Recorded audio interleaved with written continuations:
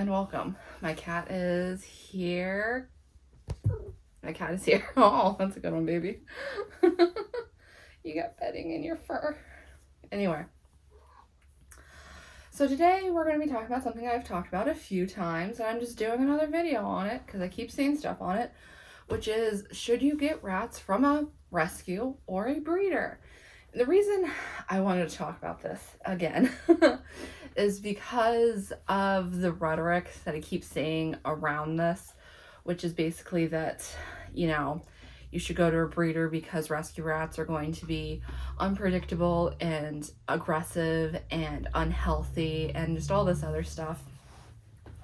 And that breeder rats won't. And that's the part that really gets me. But we'll get into it in a second. So yeah, if you've been here a while, I have both rescue rats and breeder rats. So like, as a disclaimer, I don't actually care if you get your rats from a reputable breeder or a rescue. The point of this video is not to sway you one way or the other. It is to give you like my full experience on both and explain why I don't agree with people who say you should always go to a breeder or that you should start with breeder or what have you. People who are just like praise breeders a ton and put rescue rats down a ton. I feel like doing so really makes it hard for rescues to do what they do, and everyone can agree that those rats need to be helped, but it's weird that so many people are like, well, yeah, rescues are good, they should exist, these rats should be saved, but I don't want them. I don't want it. I know, that's not for me. But why? And I think it's because of how people talk about rescues versus breeders.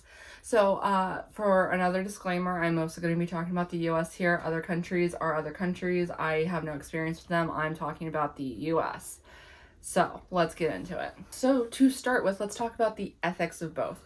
So in the rat community, it's generally accepted that you can go to a reputable rescue or a reputable breeder and you're fine either way.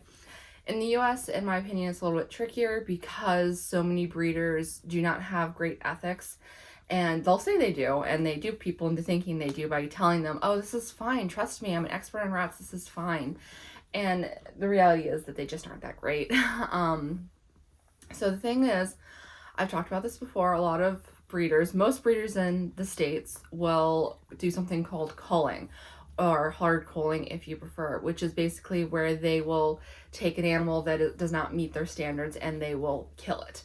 And with rats, that can mean a lot of things. A lot of breeders will try to couch this in like the worst terms possible, just like, well, if a rat is just so aggressive that it can't live with anyone, then it's the only proper thing to do to cull it. And the thing with that is, well, yes, if a rat is so aggressive that they cannot live with other rats and they cannot be handled by people, that is the kindest thing to do. But they're talking about baby rats. They're talking about rats that aren't even fully developed. They're talking about rats a lot of times that haven't even been handled. So the thing with that is a lot of breeders will say that you shouldn't handle baby rats until they're 6 weeks old because that will mask their natural temperament. And that is, in fact, to be quite blunt, bullshit. The thing is, I've gotten rats, baby rats, and I handle them immediately. I handle them consistently. And I can still tell when they're going to become aggressive. Blooper, for example, I had her for a couple of days before I was like, yeah, no, this one needs to go get her little uterus scooped out and her ovaries scooped out. We ain't doing this. And if I can tell that as just a pet home, and yeah, I have a lot of experience with rats, and I have an unfortunate amount of experience with aggressive female rats. If I can tell that, then a breeder should be able to tell that. But they insist on not handling the rats until they're 6 weeks old, and then if that rat is not immediately sweet and cuddling and wanting all the love, they decide that they're going to be an aggressive rat and they cull them. And that is bullshit. That is just my opinion. That's not fair to the rat. And these breeders will also refuse to do basic things for their adult rats who become aggressive. They won't spay, they won't neuter, or they'll choose to do at-home neuters, which is cruel. And these breeders will oftentimes also offer that for their clients. It's just like they'll neuter them at home for no extra cost, and don't do that. These methods are cruel, ineffective, and oftentimes fatal. Don't trust breeders who do at-home neuters. They're lying to you. These are things I've gone over before. The thing with a lot of US breeders is that they do tend to they'll overbreed. They'll have like 30, 40, 50 baby rats at a time that they need to find homes for. They don't handle them. Then they judge them based on one or two interactions. If they squeak when picked up, then they get cold. With some breeders, it goes as far as if they're the wrong color, they get cold. If they're not the right variety, they get cold. And there are certain situations in which euthanizing an animal is necessary when breeding. If they're failing to thrive, if they have some other issues, like medically, there are reasons to do this. But to not even give a rat a chance before doing it is just something that really grinds my gears, because it really gets into the thought process of, well, this animal doesn't deserve to live because they aren't perfect. And as someone who has had aggressive rats, as someone who's had chronically ill rats, I feel like that's just not fair to the animal or the fancy in general. Now, you may also think that going to a breeder, you'll get proper care advice, and that's also not true. So a lot of breeders will give outdated advice, or again, they'll tell you that if you have any problems, just bring them back to me. And what that means is that they're going to cull your rat. And a lot of times if you go to them because there's an issue, they'll just be like, oh, that's so weird. I've never had that issue. And then they don't give you any advice because they're so concerned with making sure none of the blame gets put on them, that they aren't interested in you or your rats.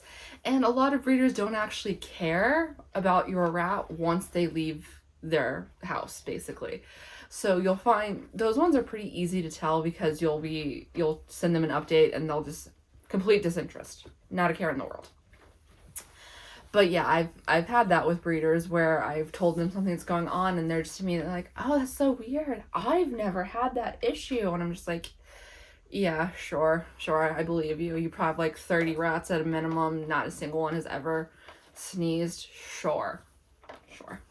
So you may be thinking, okay, well, if breeders have all these issues, does that mean a rescue is the obvious way to go? And no. So the thing with rescues is people do tend to put them up on a pedestal because, well, they're a rescue. They're in it for the animal. They have all this knowledge. They care so deeply. And most of the time that is true. But not all rescues are necessarily interested in the animal's well-being. I've come across a lot of rescues that are very, very, very interested in just making sure that animal lives as long as possible, whether it be because they're popular with like their donors and they just want to get as much money out of them as possible, or because they value the longevity of a life more than the quality of a life. And there are certain rat rescues that just take it way, way, way too far. And it can be hard for people who aren't as familiar with rats to know when this is happening. And to a degree, there's only so much you can know because you don't live with that animal. But also, there has to come a point where a rescue is willing to say, okay, this is enough for this animal. And then a lot of times, the ones that don't say that will then try to manipulate you and make you feel guilty and use terms designed to do that. Like, well, if you loved your rat enough that you would keep trying, you'd keep fighting for them. And as someone who's had a lot of rats and had to make the decision to put a lot of rats to sleep, I find this disgusting because sometimes you've done all you can do and the rat's only going to get worse and worse and worse. And it's okay at that point to say that it's done. And the really annoying thing with this is there's some rescues who take these kinds of criticisms to heart when they shouldn't. It's like they're doing right by their animals, but some people will also just think, well, you should just give up. It's just a rat. And then they feel like maybe they're taking it too far. And it's like this weird dichotomy of like these bad rescues who don't care about the animal's well-being and these good rescues who care like so much that it hurts them. And it sucks for them that they feel like they're doing things wrong when they aren't. But in general, most rescues are in it for the well-being of the animal. But I do find sometimes it gets into this like care Olympics basically, where it's just like, well, I went this far for this animal and I went this far for this animal. And did you do right by them though? Did you do right by them? And it can be a lot harder to vet a rescue than it can be to vet a breeder, because with a breeder you can just follow them for a little bit and you can see a couple of things they did and be like, nope. Whereas with a rescue, are they doing right? They're a rescue. it's like you're inclined to want to believe them in a way that you're not necessarily inclined to want to believe a breeder. Now, let's discuss the list of reasons people give for going to a breeder over a rescue. And a big one is they want sweet rats with good temperaments. Almost all of my rats that had to be spayed for aggression came from breeders. The only ones who didn't, and they did come from someone who deliberately bred them, but then they had to be rehomed, so I don't necessarily count them. But the only ones who didn't were the weather girls. They came, like I said, from a rehoming situation, and they were aggressive. All of my other aggressive rats came from breeders, every single one of them. My rescues and my other rehome girls, fine. They were all fine. My breeder rats, whoo boy, they're the ones that I have issues with. And that's with girls.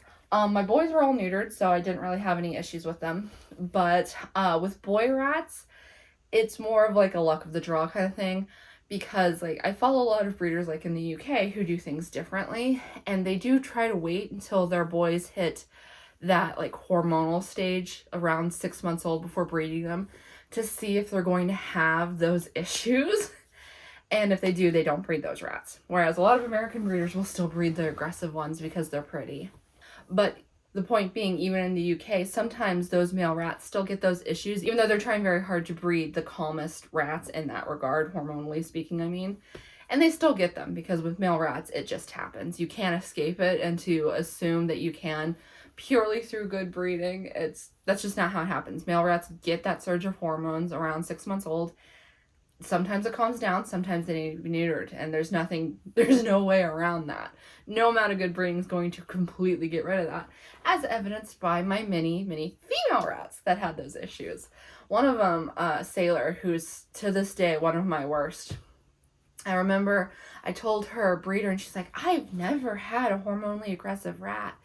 And then someone who follows me on Instagram had also gone to that breeder, and we were chatting one day, and she's like, oh yeah, the most aggressive rat I've ever had came from her.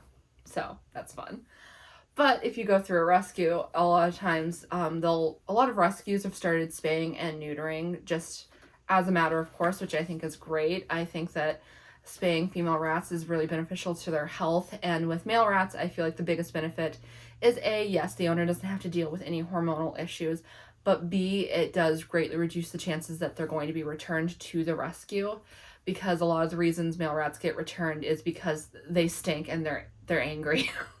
And neutering them does take care of both those. And as for like rescues not being really sweet, I've never had that issue with my rescues. I've never necessarily noticed a difference in the bond I have with my rescues versus my breeder rats.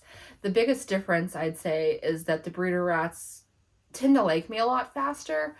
But the caveat of that is it's not necessarily a special bond. They would like anyone they met that way. For example, my rescue rat, Willow.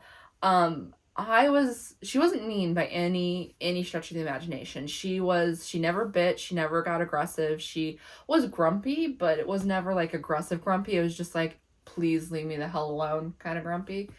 And I was the only person she like truly loved, but she like loved me so much. She and I had such a tight bond. Like with a lot of my breeder rats, I know that they would act that way with anyone. With Willow, I felt like it was me specifically. And the same can be said for my rat Barber. Some of you might remember him. When he was in his foster home, they described him as shy, reclusive. He didn't really want attention. And then I brought him home, and he and I immediately clicked. I understood him. He liked me instantly. It was like perfect. And I only got to have him for 8 months because he did unfortunately develop heart failure and end up passing away. But like he and I had like a really tight special bond that again, with breeder rats, it's just like, well, they feel that way about anyone. But with him, it's like he needed someone who understood him, and I got to be that someone. And it was a special kind of bond.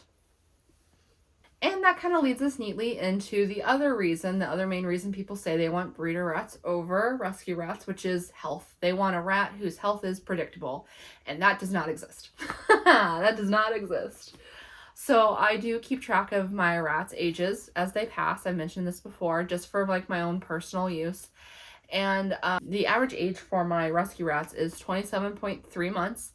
And the average age for my breeder rats is 25.1 months.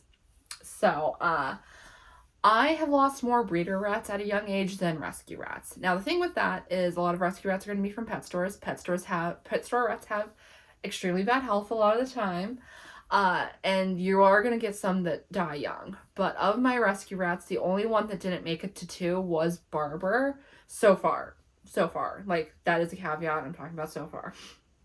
Whereas with my breeder rats, I have not had a lot of luck with a lot of my breeder rats lately. I've lost a couple pretty young recently, and then there was also Curtains who died young and Bug who died young. A lot of my breeder rats, they make it to that 1.5 year mark, and some lingering thing that's been waiting just pops up and takes them out. Just like, whoop, they're done. And that's because no amount of breeding is going to make rats not rats. They're still going to get things. They're going to get things like tumors, pituitary tumors, heart failure, kidney failure. They're going to have strokes. It's just how rats are. And there's only so much selective breeding you can do away from that because so many of these things crop up so late in life that you can't breed the healthier rats in order to make sure that happens, you know? So yeah, health-wise, I have not seen a significant difference between my healthy breeder rats and my rescue rats. The only thing that has ever really made a difference is getting my standard size females spayed. They do tend to live a lot longer. Mine tend to live about 2.5 and beyond. But otherwise, I haven't noticed a big difference with the dwarfs over my standards. I haven't noticed a big difference between my breeders versus my rescue rats. I will say my breeders tend to get tumors a little later in life if they get them. That's really the only big difference is if they get tumors, it happens a little bit later in life, and maybe it happens a little less often than with the rescue rats. But again, it's not a significant difference in my experience. And I've had a lot of rescues and rehomes versus breeders. So in my opinion, if you're new to rats and you live in the States, you're actually better off going through a rescue because the rescue knows that rat. They have already helped them in whatever ways they need to be helped. They can assess who would be good for a first-time rat owner, and they're going to give you a healthy rat. Whereas with breeders, a lot of the time, all that's not necessarily the case. And if you can't go through a rescue and you can't go through a breeder, but there's pet store rats, I would suggest going to some rehoming groups because where there are pet store rats, there are rehomed rats, and it's better to go through a rehoming situation because you don't want to support a pet store. And the other reason, last one I kind of wanted to mention is the other reason a lot of people go through a breeder rather than a rescue is they want baby rats. Rescues have baby rats because, again, where there are backyard breeders and pet stores, there are accidental litters. And there are people who impulse buy these animals and then realize, oh, hey, I'm not cut out for this. And then those animals go into rescue. So yes, I don't think there is a problem going with a breeder. I don't think there's a problem going with a rescue. They're both equally good in my opinion. And I feel the need to say that because so many people have been like weirdly anti-rescue recently. And I don't get it. I just don't get it. I think that rescue animals have just as much value as breeder animals. I don't find that their temperaments are more unpredictable or their health is more unpredictable because you can't just make a perfect animal. You can't just create an animal that's never going to have any problems and then pass gently and into old age and then pass away in their sleep without ever needing to see a vet. That's not going to happen. You're not going to get an animal that is immune to temperament issues, that is immune to health issues, that is going to be the most easy, perfect animal you've ever had just because you want it. So yeah, I think the best thing to do is just set judgment aside. Just because someone goes through a channel you don't agree with doesn't make them wrong. Just stick with your own animals and hope that they have a good time with theirs. You can still get rescues or breeders even if someone else doesn't. It's okay. And I also think it's important to recognize that animals are animals. They're living beings. They deserve to live. They deserve to have a good life regardless of where they come from. And yeah, just try to do what you feel is best for you, your family, and your household, but also the animals that you want to get. Make sure you do all your research. Make sure you have a good vet. Make sure that you have done everything in your power to give that animal a good life, regardless of if they're a rescue or a breeder animal. So yeah. So yeah, I hope you enjoyed that video. If you did, you know what to do. Like, comment, and subscribe, and then I'll see you in the next one. Goodbye!